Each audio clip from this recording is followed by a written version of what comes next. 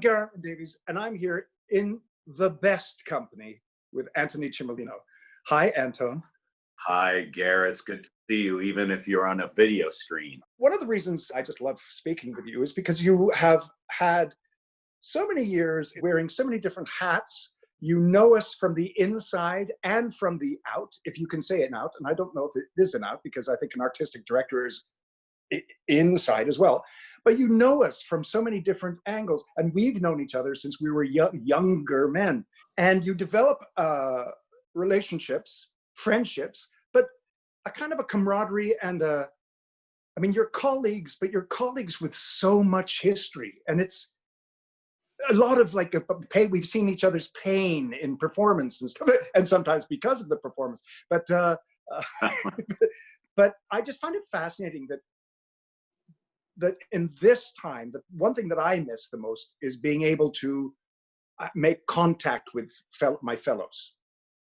Yeah, it's true. You know, the festival's had a company, and that company changes from time to time and grows and expands, and it's always wonderful to welcome in new people.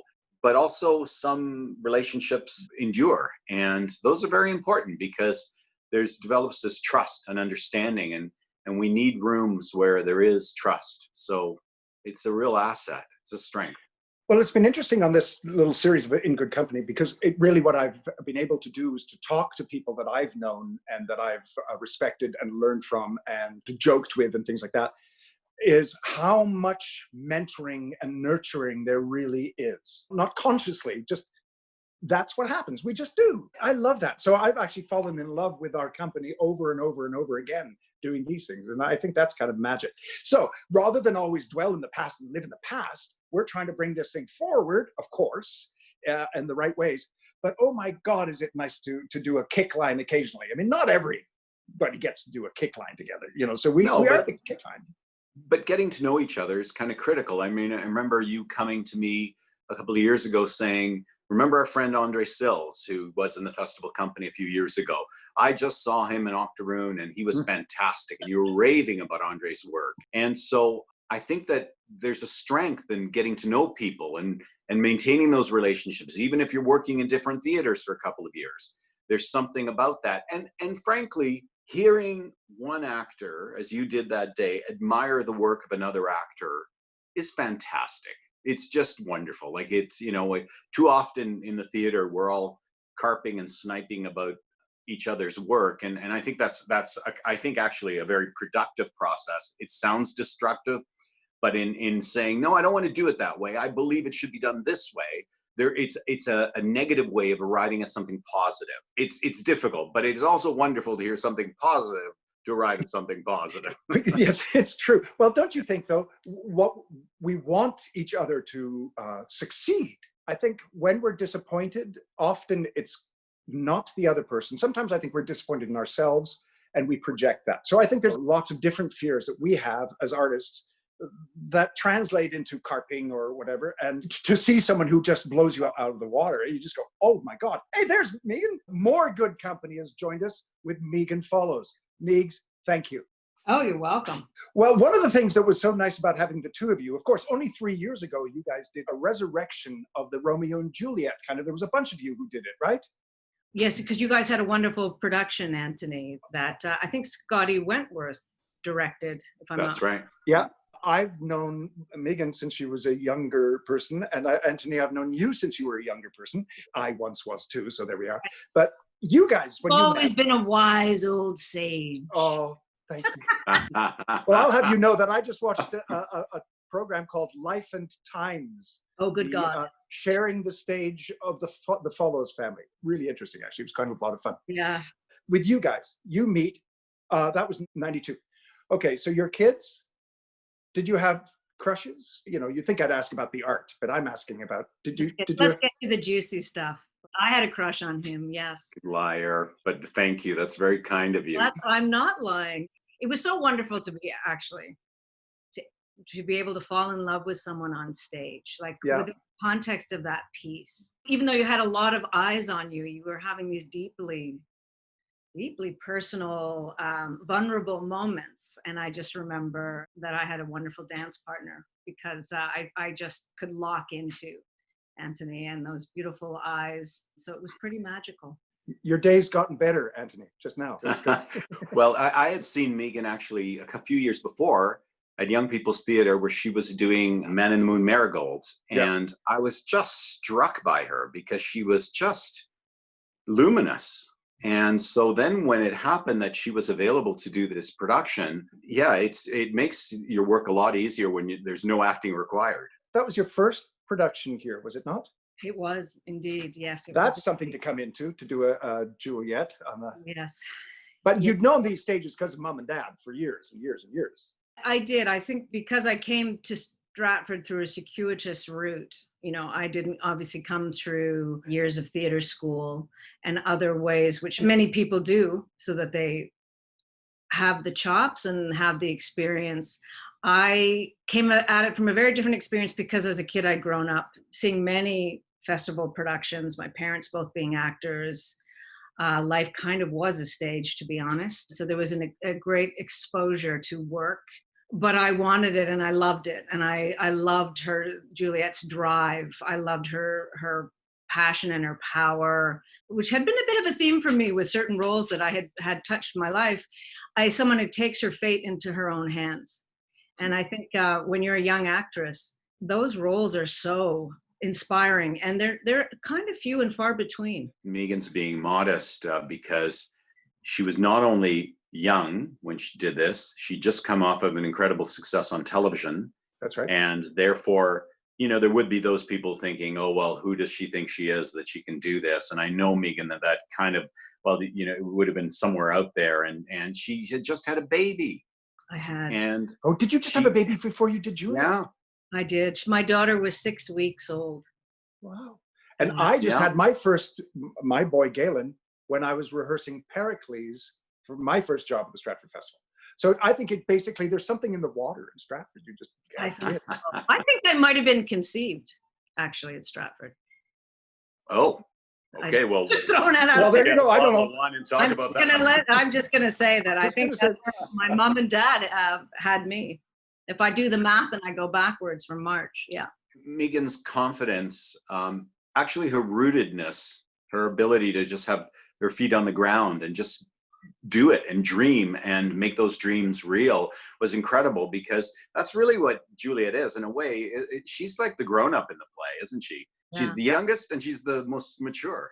Well, you see the wisdom expand and expand and expand as the play goes on, which is just one of the great things about all of the plays. What about your children? You mentioned children, and Antoni, yours. Have you ever considered them becoming players or artists of one form or another? I mean, there was a story in that show, Migs, about your dad coming into all your rooms at night and saying, "Be a plumber." Exactly. Whatever, you know. Ring into our ears. Yes. Just, but have you ever thought of that, passing the torch again? But particularly because you didn't come from a theatrical background, Antoni, but Migs, obviously you did. We practice theater aversion therapy, which is that you bring the child to the theater and then you spank them a bit, and that therefore they begin to equate theater with pain, you know, and that was one of the reasons I joined the theater. Oh, sorry. Yes, that is so wrong. But no, my kids have decided not to do that. But Megan, you've got. My daughter is an actress, so she's writing. She's multi-talented. She also grew up she got bit by the bug. My parents fought a lot. They were pretty acrimonious. But when they were the most calm and quiet was when they were working, because they had a place to put all that energy. So actually going to the theater was an incredible universe and a space to live a life, to have the structure of a story.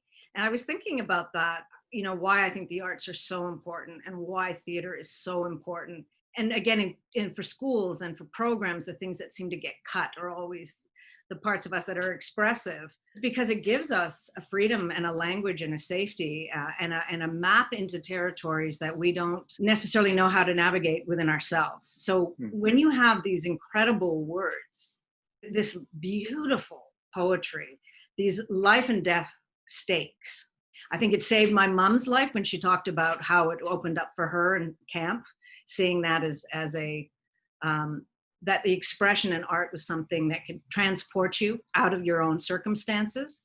And I would say the same for me. So that's my plug for the arts. Yeah, well, it's a very bang on one. And Antoni, I keep on saying that to you that it would be great if you acted again.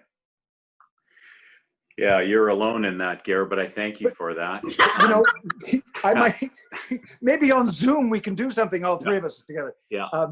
But it is interesting that Megan's a director now, as That's well as right. being an actress, but a director, and I went into it too. So I went in because I should.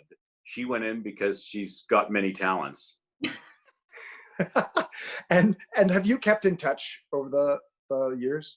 From time to time, but not as much as I like. I mean, for a period of time, Megan, you were at the festival for a number of years, and I do think that the fondness, though, that I feel for her has never diminished. She's aces.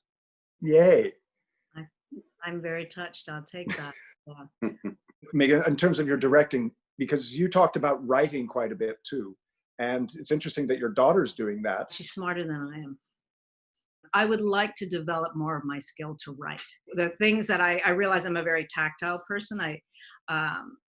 So acting is that tangible thing, and directing is that visual thing. And I'm sure you both can appreciate that seeing the whole picture and seeing it in imagery. And then the written word is a whole other level of that and a discipline. So I would like to, yes. Geraint, you've directed and produced as well. Like, do you just, Megan's words about the visual resonate for you? Yeah, absolutely. The visual thing. Well, directing television for those years was all about the need to express a visual understanding of what a story is about. I think that's what the difference between when you're directing for film or television, you have the camera, I always said, is another character. It has the ability to come in and go out. Directing for the stage, you're responsible for the whole picture at all times. And you have the incredible challenge of being able to take the whole and need to focus it into a moment. It really is a whole different way of having to think. One of the things I like about that, though, is you have the energy of the other players on stage who can absolutely do a lot of that work for you. So that, I think one of the great things to do is to, as you say, just focus where the energy is, and naturally we'll go there. It was interesting this year when I was speaking to Antoni, and I was going to co-direct with Ted Witzel, myself in Wolf Hall, solely because nobody else would work with me. But I hear you're a little difficult. But... That's right. No, little. Stop being so nice. Wow. It's all coming up now. Listen, if you're going to be difficult, you might as well go all the way. All the way. That's right. Be a little difficult. You might as well embrace it. Sorry. But it was going to be very interesting trying to, in prepping for that show, it was, that's where you get your visual chops, because once you're doing it and you're playing the part, you have to succeed most of that, except for, conflabs and things like that, to your co-conspirator. And that was going to be an interesting challenge. I'm not sure. So directing yourself on the stage. That would be huge. Yes. Yes, as Richard Manette once said to Brian Bedford, who was directing himself, he said, "Good luck, Brian. Your leading man is undirectable."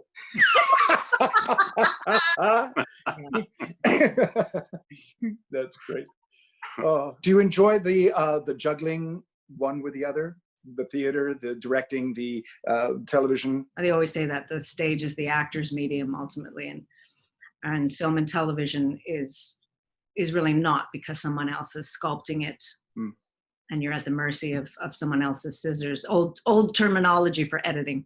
Now, I'm not saying creating a good film is easy, but I have to say that once the shots are captured and you edit it together, it's like shooting fish in a barrel. I mean, basically, you're telling people what to look at because that's the only thing in front of their faces. Whereas when you're directing for the stage, especially the thrust stage, because the thrust stage, in a proscenium, you can still guide the eye.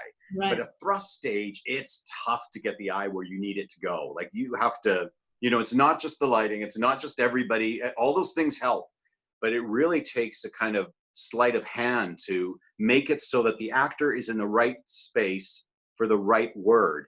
And over the years, I've been so struck by how important that is. When I was directing Colm and Lear, there was the beautiful speech he has with Cordelia about, no, we'll go to prison, we'll be together. And Colm had to go up and get her, and it never worked. And I said, God, this is not working. He said, yeah, I'm in the wrong place. And then I realized that if I reoriented him so he was already behind her, so that, yes, so she's having that situation with Edmund, and then he just steps one step in, puts his hand on her shoulders and says, no. It suddenly all worked. Mm-hmm. And so you realize that stagecraft, a lot of it is eliminating the barriers and making it so the person is just able to be freed of the effort and in the right spot. So that's, I don't know.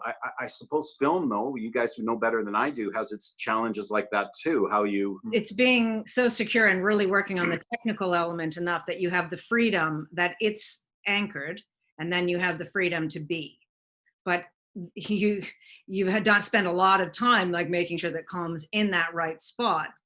Yes. You have to serve the technical, otherwise a great moment's going to be lost, which is the same for the camera. You can have a wonderful moment, but if you didn't capture it correctly, then it doesn't have the same impact. And time is one of the biggest factors in television and film, because if you don't get the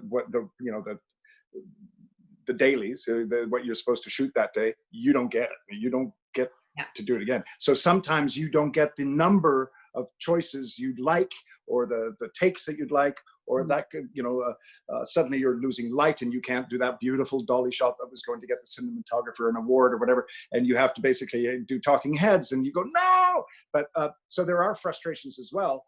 But again, on a series, what I found interesting on series makes the actors, if you're an outside director and you're coming in, the actors normally just they know their craft, they know their characters, they know that. You don't really have to get in their way. Actually, it's nice when you don't get in their way. And I find that a dream. But then when you're dealing with people who don't know their story as clearly, that's when you have to stop and do a little bit of sometimes teaching. Directing a production for the stage, there's all those things you just talked about. Some people are more experienced, some people are younger, there's some elements of teaching. But in every case, it's about creating the energy of a given world. What I think is so interesting is that really when you're directing theater, you're actually building it, but it hasn't quite come to its full realization yet, in a way, in the best sense, but you have to let go. So you've gone up to a point, and it must be that part is hard because the actors are going through that, and from an acting point, we know that we're not quite there yet, and we haven't quite figured out that moment yet. You don't have the full momentum of what that means. You're learning, and that's why the opening night is different from closing night. But the director doesn't get to be a part of that journey. So you really are launching the ship. You're articulating what it might be, where it might go, and you learn from the actors as you go, and you smell out certain possibilities, and you excite certain possibilities with the actors, and we find it together. And then you're right. Then remember Cymbeline, Ger, yes. that process. I always remember that discussions that we'd had about getting there, and then the energy that finally kind of came together. It was particular, and you're right, Megan. Then you go and you don't share that journey. You can just come back and in fact, they don't want you to share that journey. The actors are, okay, now it's mine. Yeah, I remember Robin Phillips being backstage during previews of King John, and it was like, go away. Yeah. Like during the show. Anthony, you've directed Bridget Wilson, Anthony's wife, in many productions, in lots of productions. Have you directed members of your family, sisters, brothers, mama, pops at some point, or children at all? I've directed my daughter.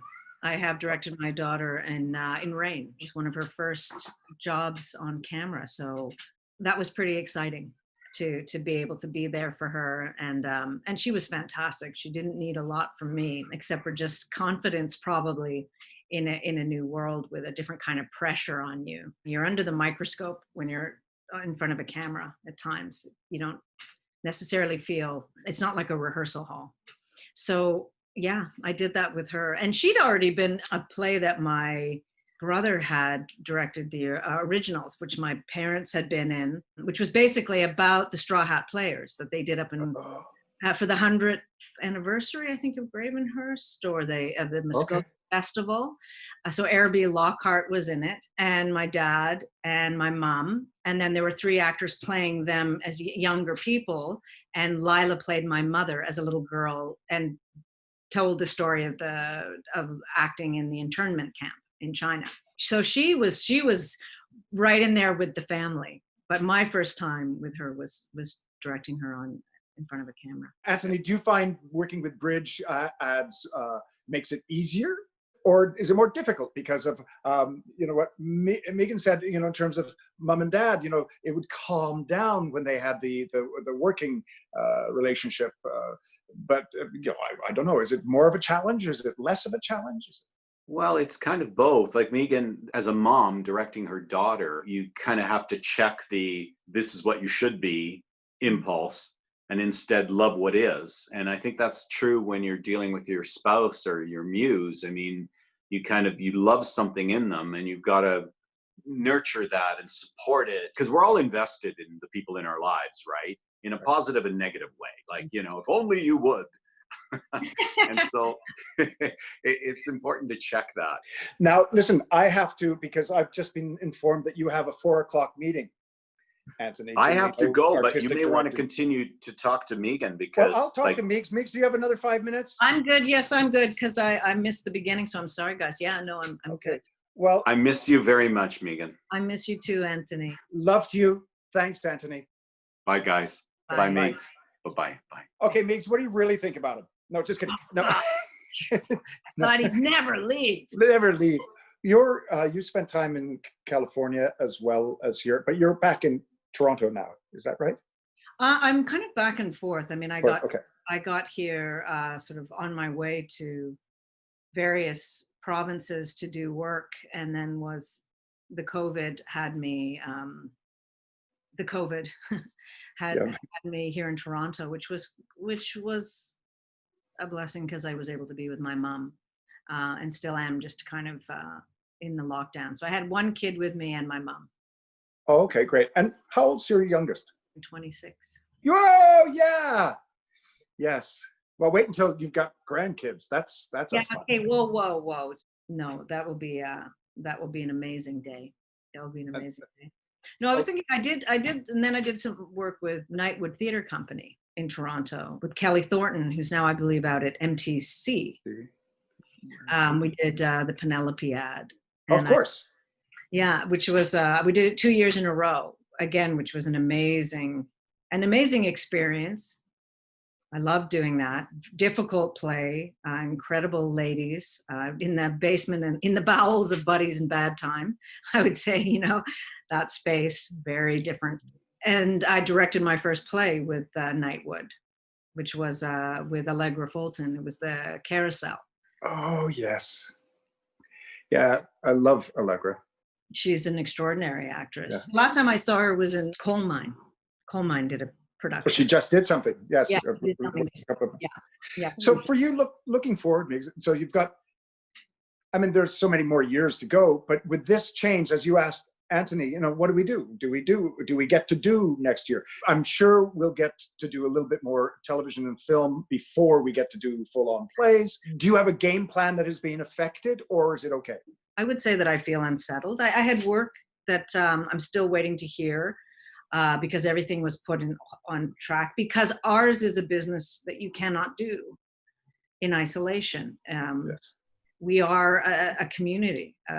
A theater company is a community. You are in a shared space with people. That's part of its importance, and I would never want to lose that personal experience of being in the same space with a storyteller. Mm-hmm. As much as I absolutely love film and television.